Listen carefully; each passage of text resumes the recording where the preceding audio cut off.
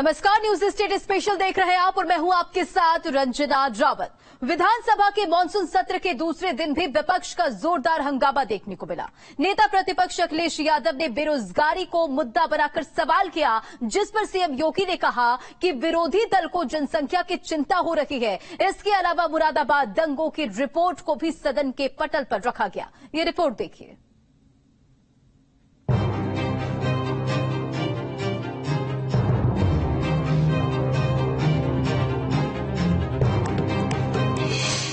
विधानसभा का मानसून सत्र के दूसरे दिन भी हंगामा। उत्तर प्रदेश विधानसभा के मानसून सत्र के दूसरे दिन भी जमकर हंगामा हुआ। सीएम योगी आदित्यनाथ ने मुरादाबाद दंगों की रिपोर्ट पेश की, जिसको लेकर तमाम प्रतिक्रियाएं भी सामने आई। बीजेपी का कहना है, दंगों का सच तो बहुत पहले सामने आ जाना चाहिए था। नहीं, कोई पॉलिटिकल गेम नहीं है। ये पहले ही प्रेस हो जानी चाहिए थी, लेकिन विभिन्न कारणों से ये डिले होती गई। अब चूंकि उसके संबंध में कमीशन ऑफ इंक्वायरी में भी ये है व्यवस्था, और साथ ही साथ एक आश्वासन भी था इस संबंध में। मुरादाबाद का दंगा एक उत्तर प्रदेश के माथे पर धब्बा था, और जो रिपोर्ट छिपा करके दबा करके रखने का काम किया गया था, हमारी सरकार ने उस रिपोर्ट को जनता के सामने लाने का फैसला किया है। आज सदन के पटल पर भी विधानसभा में रखा जा चुका है, और हम लोगों की मंशा यही है कि सच जनता जाने, प्रदेश जाने, देश जाने, किस प्रकार से तुष्टीकरण की घिनौनी और घटिया राजनीति करके देश का, प्रदेश का कितना बड़ा नुकसान कांग्रेस हो चाहे सपा हो, इन राजनीतिक दलों ने किया है। आज उत्तर प्रदेश दंगा मुक्त है। देखिए, विपक्ष के पास कोई एजेंडा नहीं है। मुद्दाविहीन विपक्ष हमेशा समाज का ध्यान गलत दिशा में भटकाना चाहता है। हमारे उत्तर प्रदेश की योगी सरकार ईमानदारी और पारदर्शी तरीके के साथ उत्तर प्रदेश के विकास को सुनिश्चित कर रही है।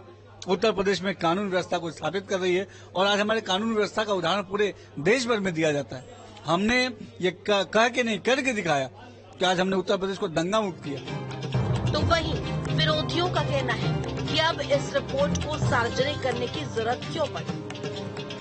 43 वर्षों में लगभग 4 बार भारतीय जनता पार्टी की सरकार या उनके समर्थन की सरकार बनी थी, पूर्ण बहुमत की सरकार थी, और पिछले 17 से 22 तक तो वर्तमान सरकार थी पूर्ण बहुमत की, और माननीय मुख्यमंत्री जी योगी आदित्यनाथ जी मुख्यमंत्री थे।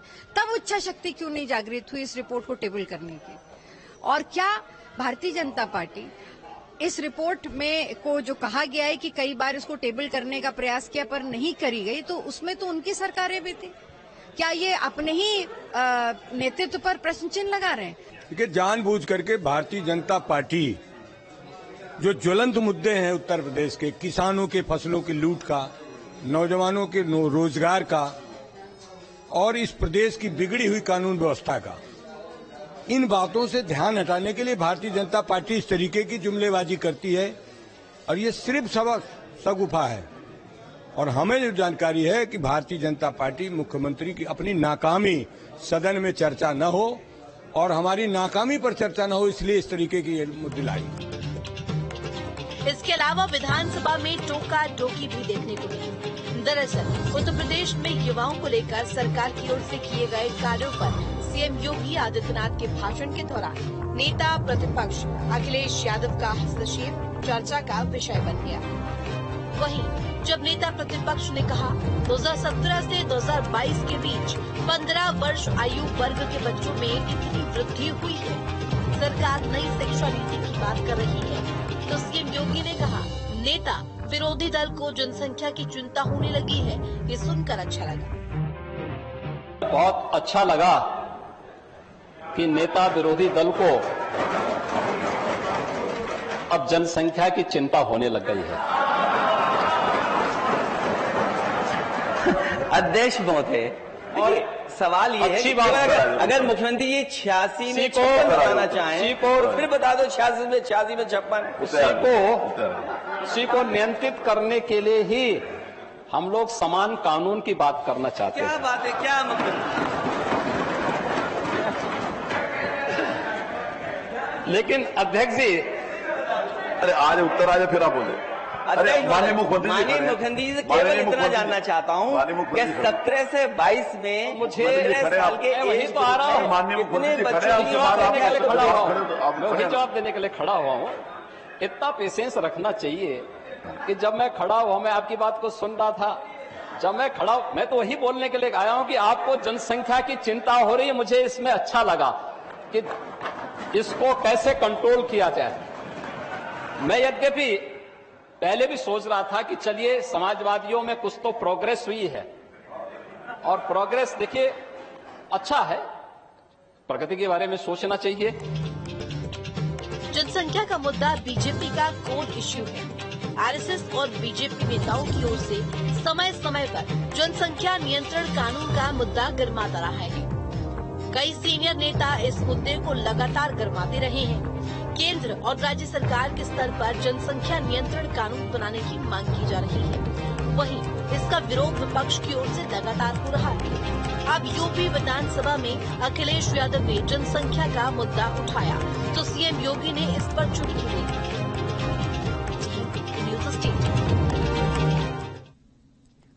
चलिए बात करते हैं संसद में अविश्वास प्रस्ताव पर जारी बहस की। कांग्रेस की तरफ से गौरव गोगोई ने बहस की शुरुआत की। सदन में अलग अलग मुद्दों पर सियासी दल एक दूसरे को घेरने में जुटे हैं और इस बीच पीएम ने इंडिया गठबंधन को घमंडिया बता दिया है। रिपोर्ट देखिए।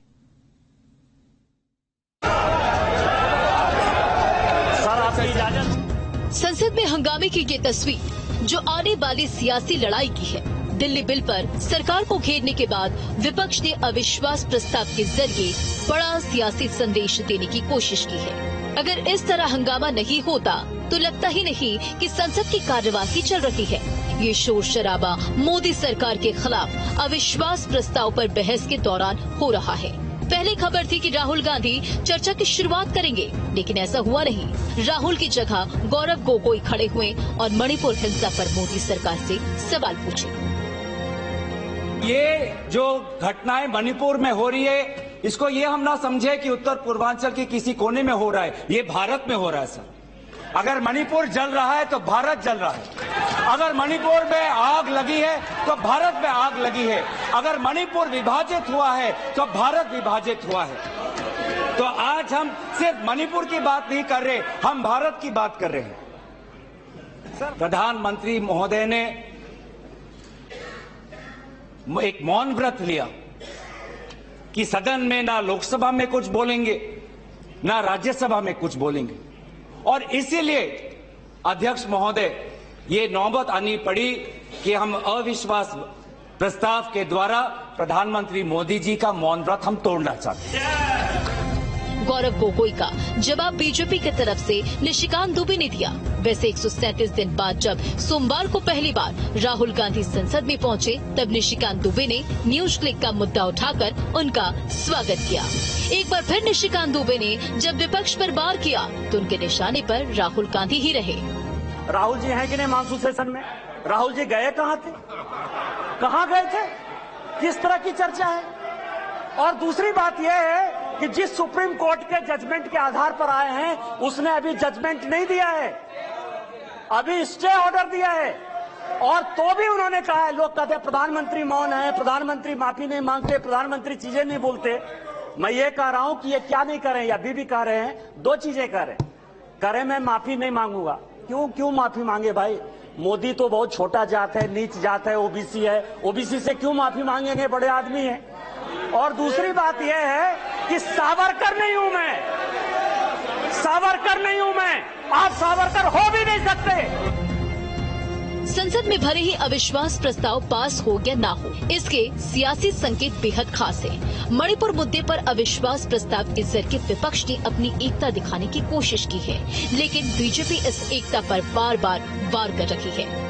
ममता जी बैठी थी और उन्होंने कुछ अपना बात रखने के लिए कागज स्पीकर तक भेजा, बोलने के लिए कोशिश भी की, मगर यहाँ जो उस समय लेफ्ट फ्रंट का जो हाईएस्ट नंबर सीट जीते थे उस समय 63, फिजिकली ममता जी को बोलने नहीं दिया। और यहां तक जब ममता जी बार बार बोलने का कोशिश किया, नोकझोंक हुई और पूरे फिजिकली, मुझे आज भी वो दृश्य याद है, पूरे कम्युनिस्ट की पार्टी पूरा टूट पड़ा फिजिकली। ये तो लकीली मैं और हमारे पार्टी के कुछ सदस्य वहां सामने बैठे थे, हम लोग बिल्कुल आगे कूद गए और फिजिकली हम लोग ने जाके रुका। संसद का ये सियासी संग्राम 2024 का नैरेटिव सेट कर रहा है। संसद में इस जुबानी तकरार को सत्ता के फाइनल की तैयारियों के तौर पर देखा जा रहा है। सत्ता का वो फाइनल जिसके केंद्र में एक बार फिर पीएम नरेंद्र मोदी हैं। पिछले 9 साल में हिंदुस्तान की सियासत में सबसे ज्यादा गूंज मोदी नाम की है या फिर उनकी तरफ से उठाए गए मुद्दों की है। अविश्वास प्रस्ताव किस लिए आया? यहाँ सोनिया जी बैठी हुई हैं। सोनिया जी का मैं बड़ा सम्मान करता हूं सर। सोनिया जी, मुझे जो लगता है कि उनके पार्टी की उनकी 2 मनस्थिति है। वो एक हिंदू सभ्यता संस्कृति में बिलीव कर रही हैं, इसीलिए अलौकिका पंडिता की तरह जो पूरा किताब में लिखा हुआ है कि क्या क्या करना चाहिए एक भारतीय नारी को, उसका पूरा का पूरा पिक्चर सोनिया जी देती है। उनको 2 काम करना है, बेटे को सेट करना है और दामाद को भेंट करना है।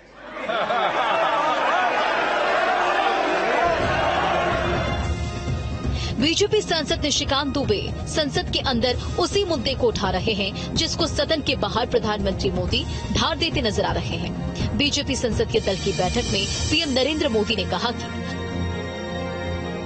कुछ लोगों को बहुत घमंड है, वो तुष्टीकरण की राजनीति कर रहे हैं। घमंड या गठबंधन को आप अपनी एकता से जवाब दें। विपक्ष का सेमीफाइनल का मन था और कल सेमीफाइनल हो गया, नतीजा सबके सामने है। वैसे अविश्वास प्रस्ताव पर बहस के दौरान सबकी नजर राहुल गांधी पर टिकी है। संसद सदस्यता बहाल होने के बाद राहुल गांधी फिर 12 तुगलक रोड पर ही रहेंगे। राहुल गांधी को सरकारी बंगला वापस मिल गया है। संसद की हाउसिंग कमेटी ने राहुल का पुराना घर वापस कर दिया है। सर, आपका घर दोबारा मिल गया है सर, कितनी खुशी सर, कितनी खुशी सर, कितनी खुशी आपको सर, मेरा घर पूरा हिंदुस्तान है। लोकसभा में विपक्ष मणिपुर हिंसा समेत कई दूसरे मुद्दों पर सरकार को घेर रहा है। वहीं सत्ता पक्ष सरकार की नीतियों के बखान के साथ विपक्षी एकता को कटघरे में खड़ा कर रहा है। अविश्वास प्रस्ताव पर चर्चा 10 अगस्त तक होगी। राहुल गांधी भी अविश्वास प्रस्ताव पर अपनी बात रखेंगे और सबसे बड़ी बात, प्रधानमंत्री मोदी भी इस अविश्वास प्रस्ताव पर करारा जवाब देंगे। T news state. सुभासपा अध्यक्ष ओम प्रकाश राजभर की एक तस्वीर सोशल मीडिया पर वायरल हो रही है। ये फोटो 6 अगस्त की है, जिसमें मंत्री बनने के आज तक आए राजभर को एक अदद कुर्सी नसीब हुई है। हालात देखकर विरोधी चुटकी भी ले रहे हैं, देखिए।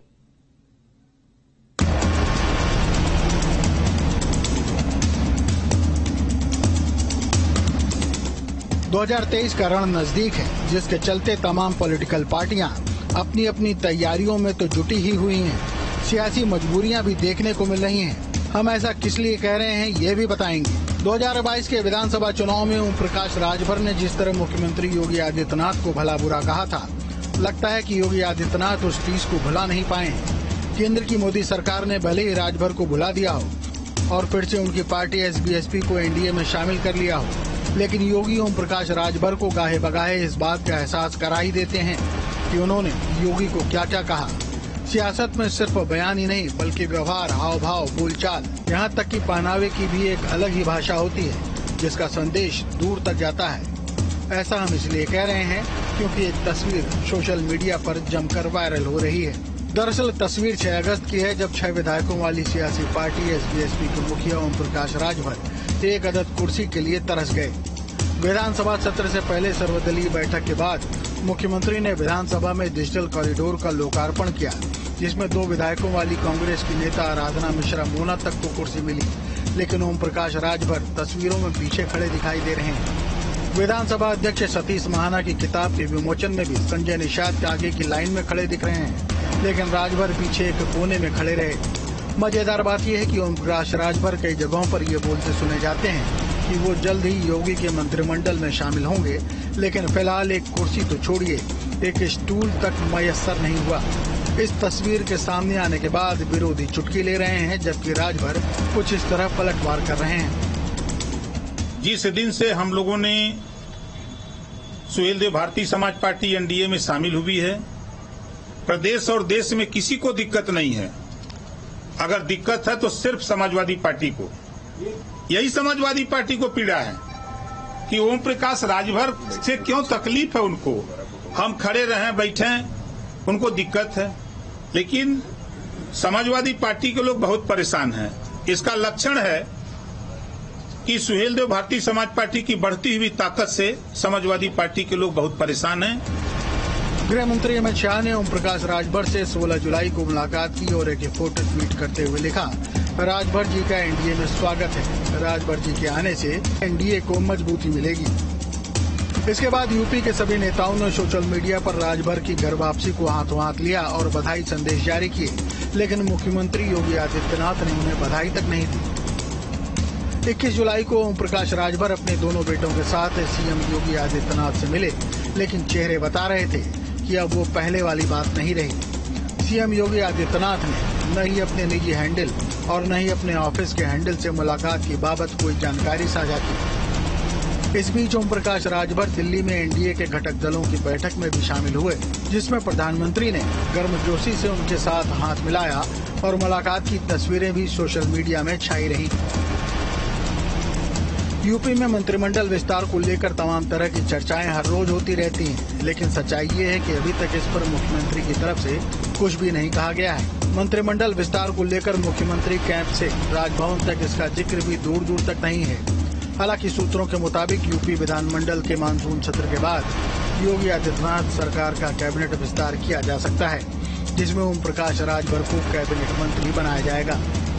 मुख्यमंत्री योगी आदित्यनाथ और एसबी के प्रमुख ओम प्रकाश राजभर के बीच की तल्खियां दिखाई दे रही हैं, जिसकी तस्वीर 6 अगस्त को भी देखने को मिली थी। ऐसे में ये कहना गलत नहीं होगा कि दल तो मिल गए हैं, लेकिन दिलों के बीच दूरी नहीं मिटी। सवाल ये भी है, क्या ये कोई सियासी मजबूरी है? News state.